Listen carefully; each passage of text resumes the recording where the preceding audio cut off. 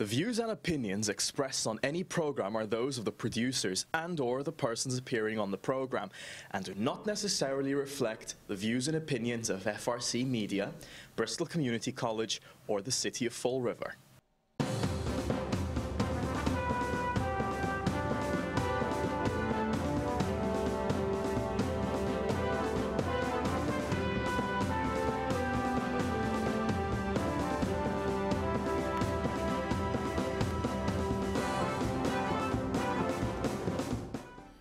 Well, hello. Welcome to Spindle City Straight Talk. I'm Chip. And I'm CJ. And it's Friday. It's the end of the weekend, thank God. And the end of the week.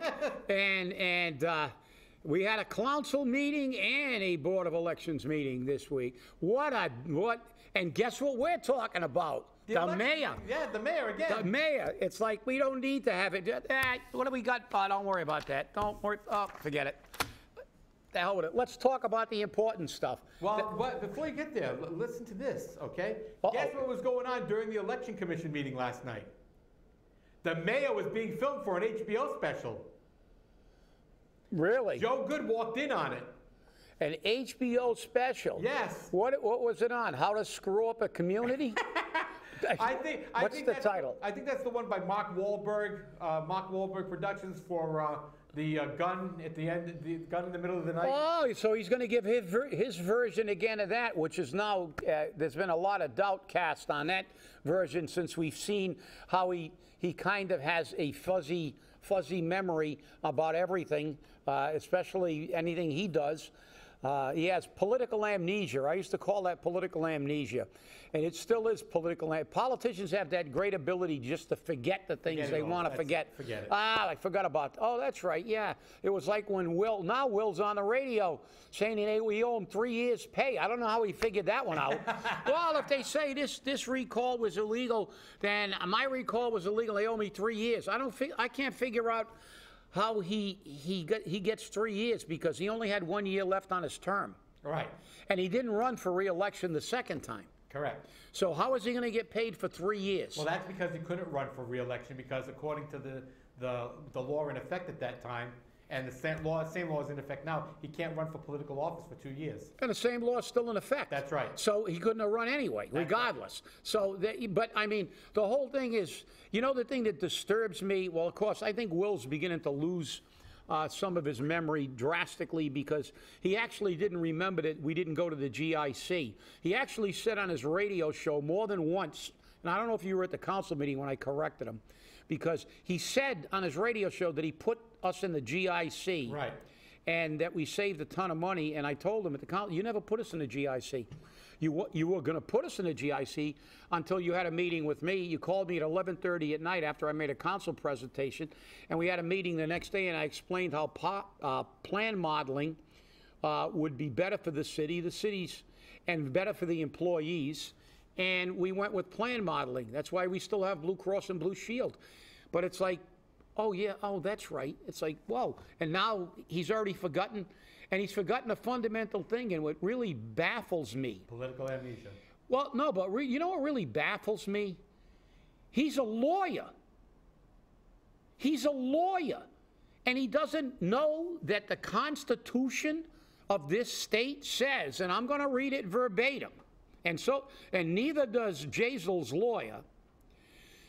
Our favorite part of the first Article 5, and I'm going to read just the lines, the line that's, oh God, I hate it when my fingers screw this up.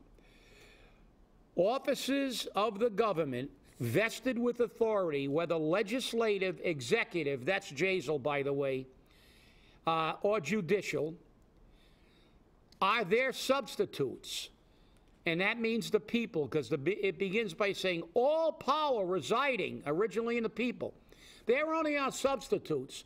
So Jazel's only occupying a seat on the bench. We can get another substitute for him at any time because they are, in fact, in accordance with the Commonwealth of Massachusetts' Constitution, they are substitutes. They don't have any divine right or entitlement to stay in office when the people decide to recall them. And then the best one. They are their substitutes and agents and are at all times accountable to them. And the them is we, the people. The people. And also the Declaration of Independence clearly states that when a government stops working for the people, we have a right and a duty to replace that government. The right of the people to get rid of a politician is what this country was founded on. And how Jazel's lawyer could get up in front of the Board of Elections and talk about disenfranchising the people who voted for Jazel? How about the right of the people, the constitutional right? How about the very foundation of this republic?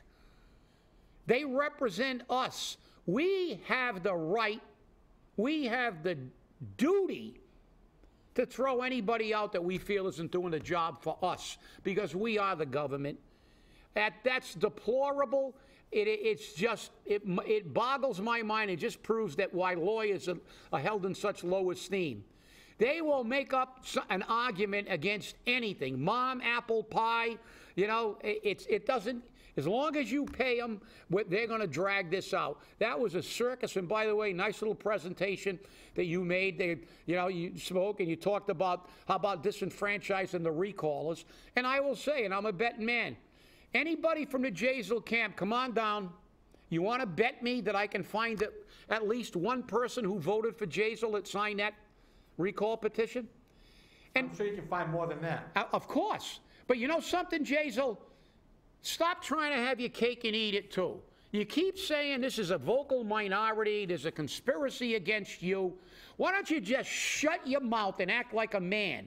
Have all your people support the recall and go get reelected. Prove you're right. Prove to the people in the recall that you're right. Let the damn recall go out. Let the people of Fall River tell you and tell the recallers how the people of Fall River truly feel.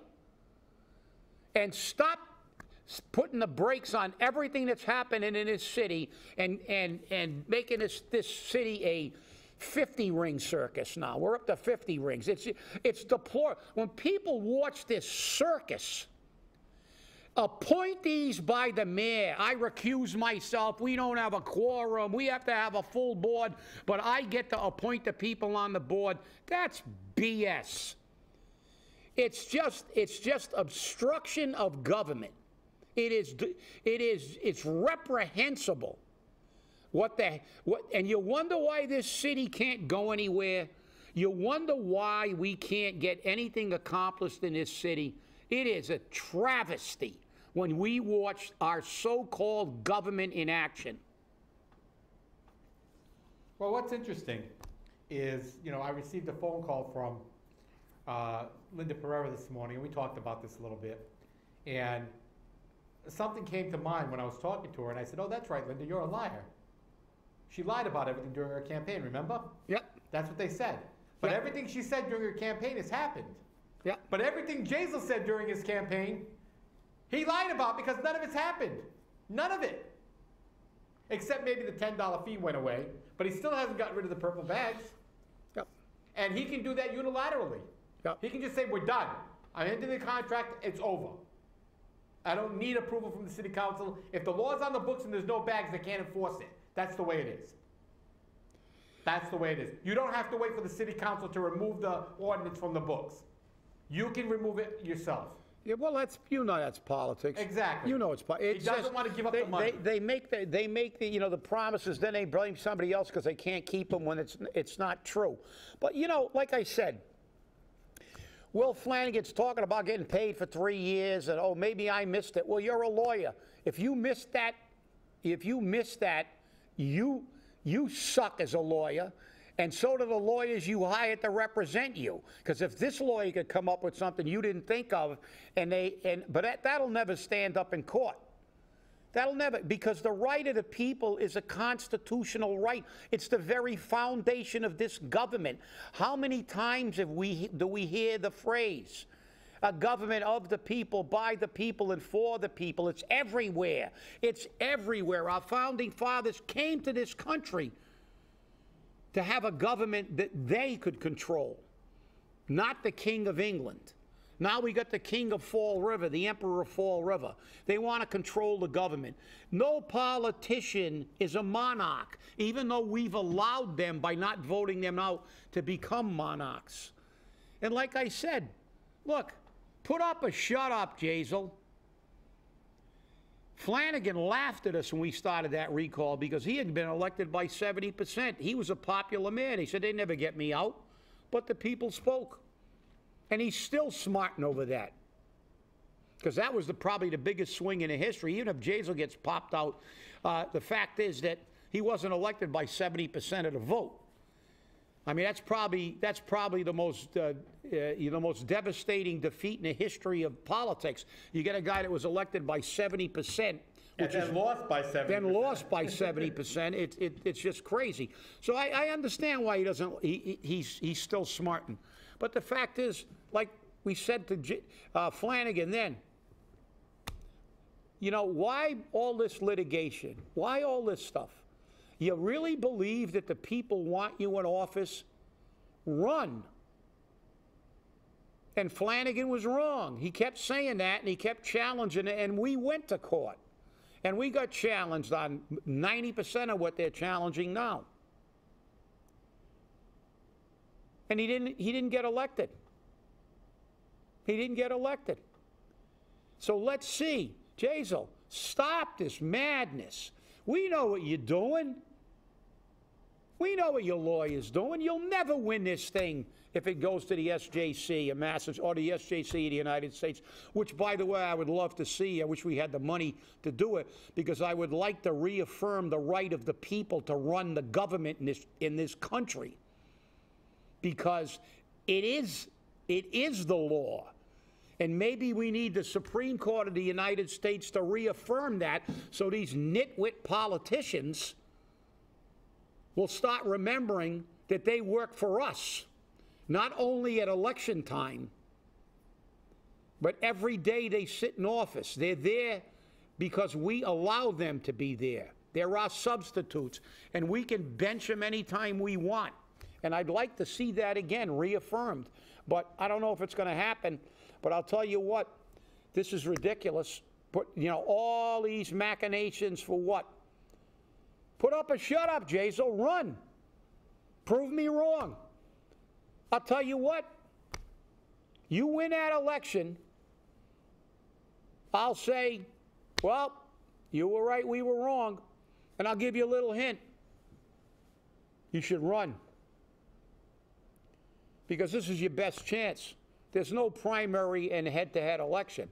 You get a whole bunch of people elected. You're going to split the vote. This is the best chance you'll ever have of getting elected again after being charged with 13 federal counts. This will probably be your last and only chance to get elected. And being the betting man that I am, I would bet that this is your best chance. I don't think you'll be elected, but you'll come closer than you will at any other time.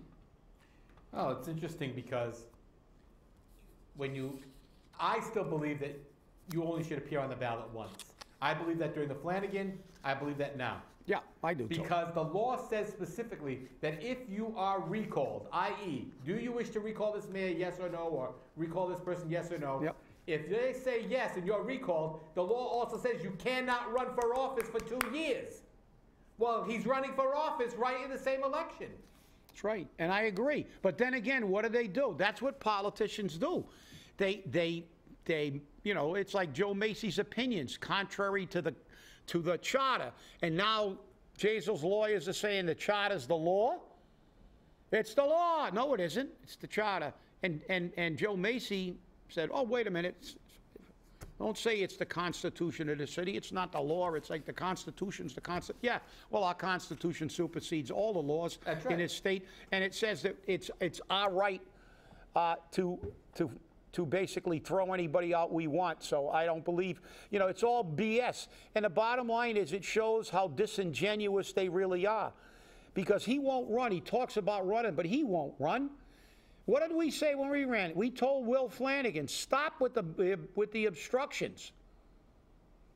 Prove that we don't have the votes to get you out. Run.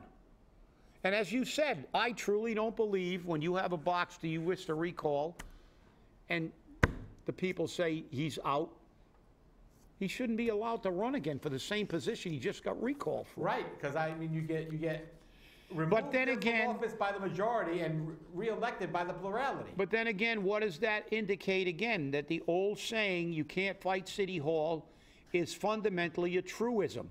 Why is it? Because, not because you're not right. There have been hundreds of thousands of people who were right, but couldn't fight City Hall because they just don't frankly have the money. Because City Hall and state government and federal government is using your money to fight you. To fight you, and then you have to pay more of your money to fight them. Because the problem is, they never run out of money. Because the fact is, you're going to run out of money ultimately, and they won't, because it's not only your money they're using every citizen of Fall River's money. Why not? Every taxpayer in the city. And on a state, they're using every taxpayer in the state. And on a federal government, they're using every single taxpayer in the 50 states. So will they ever run out of money? And how many times people have had a good case but had to give up? I sat in a lawyer's office once and listened to somebody talk about a case, because I actually brought him up to the lawyer. And very good lawyer, and you know who it was. And he said, yeah, you got a good case, you can win. And the person was very happy. And he said, well, that's the good news. He said, the bad news is, he said, do you want to pay about between $15,000 and $25,000 to prove your point? Then the individual said, what do you mean? He says, because you have no damages. He said, you can't prove any compensable damages. He said, you can prove that they were wrong in what they said in the statement, but it didn't harm you in any way financially. He said, you want to pay $25,000 to litigate this and get a $1,000 settlement or something, or a $2,000 settlement? He said, I'm not saying don't. If you really want to, you can. He said, but I just want to put it up front for you. And the person chose not to go forward with the litigation because, unfortunately, you can't. How many Hollywood actors have we seen sue the tabloids and win? But they got millions and millions of dollars. The people of Fall River can't do this. That's why politicians tie things up in court, not because they're right, but because the system's working against the average person. They're going to fight you with your money. They have lawyers. You know, Joe Macy's going to go into court, file all kinds of stuff. Look at all the opinions he's rendered on the charter. The Charter Commission's still trying to scrape up the money to fight it in court. That's one of the problems. But you know, we do have a recourse. We do have a recourse. Every 2 years there's an election. If you get a giant bulldozer and bulldoze them out the door, when the politicians in this city, in this state, in this country learn that the only way you'll stay in office is make people a priority, not politics, not big business, but the people, then they'll start paying attention to the people. Until then, every time you elect your pal because somebody you know knows him and you might be able to get a favor, and everybody does it, and you virtually see no turnover, this is the way it's going to stay.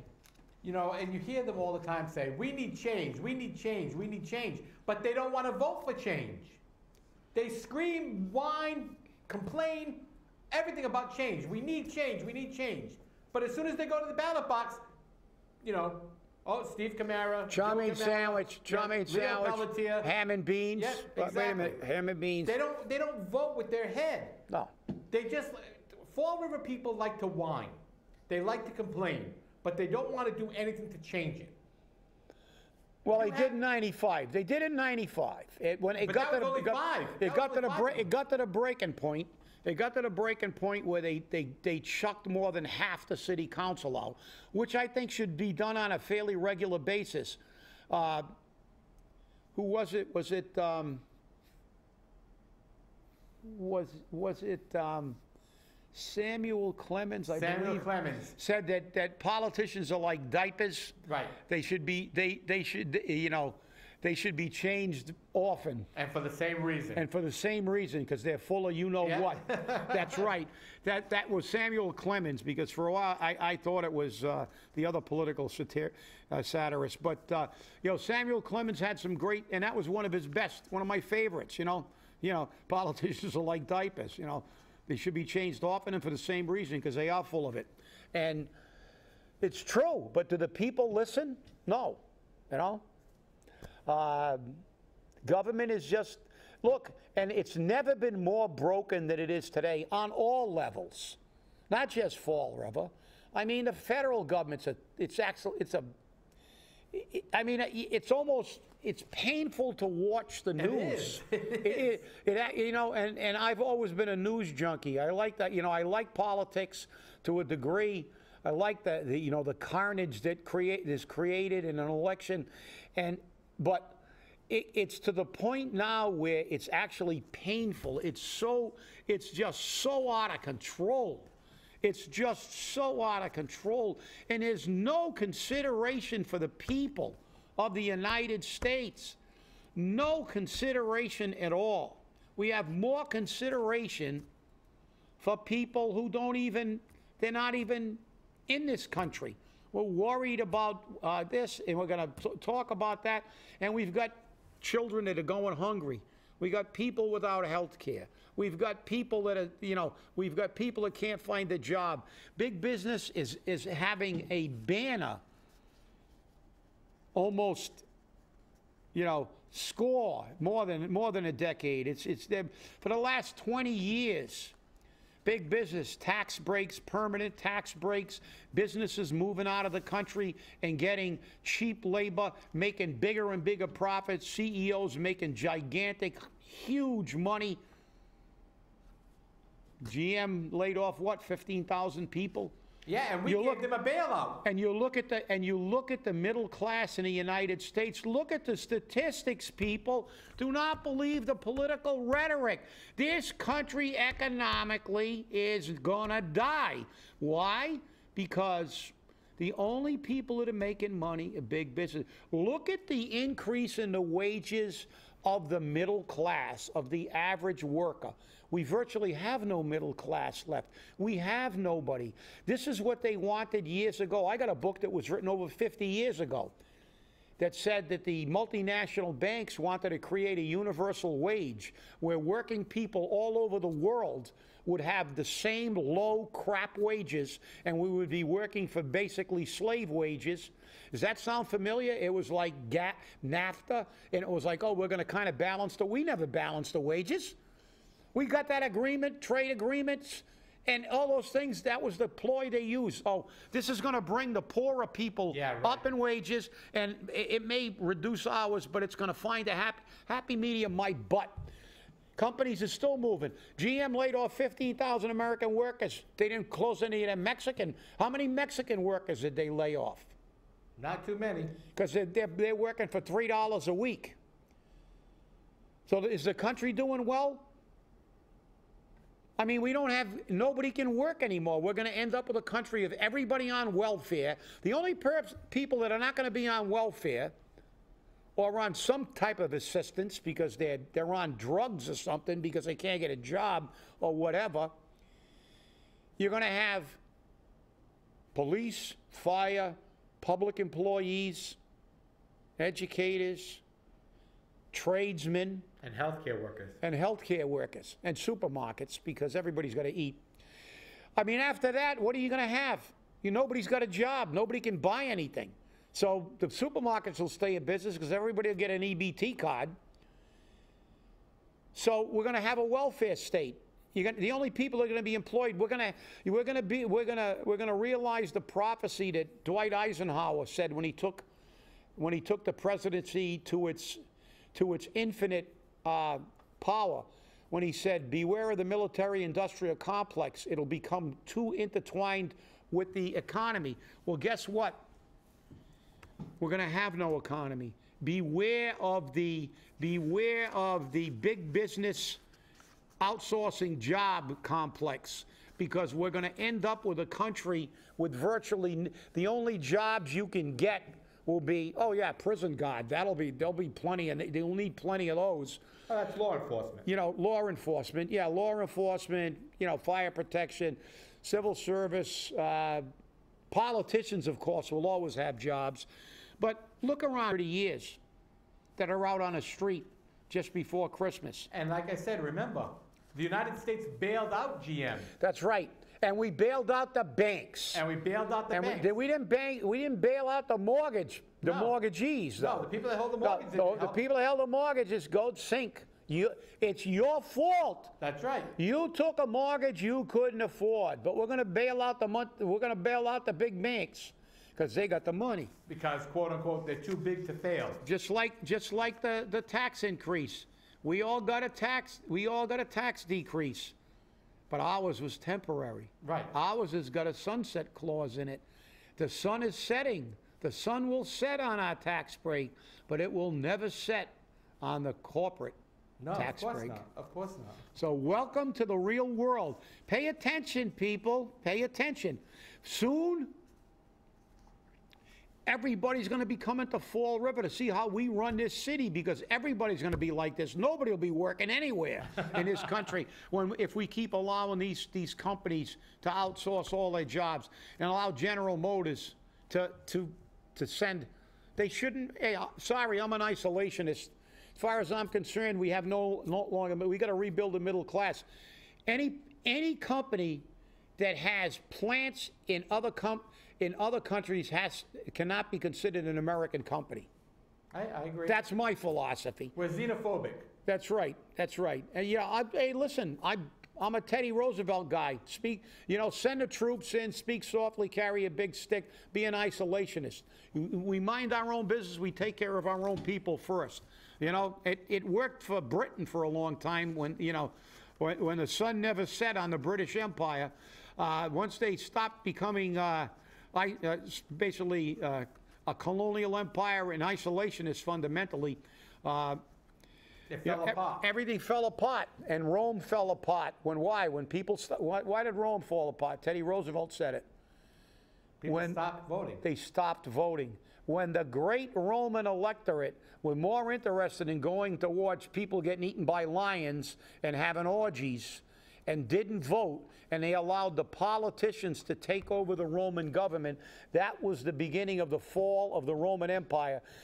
Look up some of Teddy Roosevelt's speeches, like hyphenated Americans, and also about Rome falling. And the other one I like, Fred, because Teddy really was on the ball. He was a Renaissance man.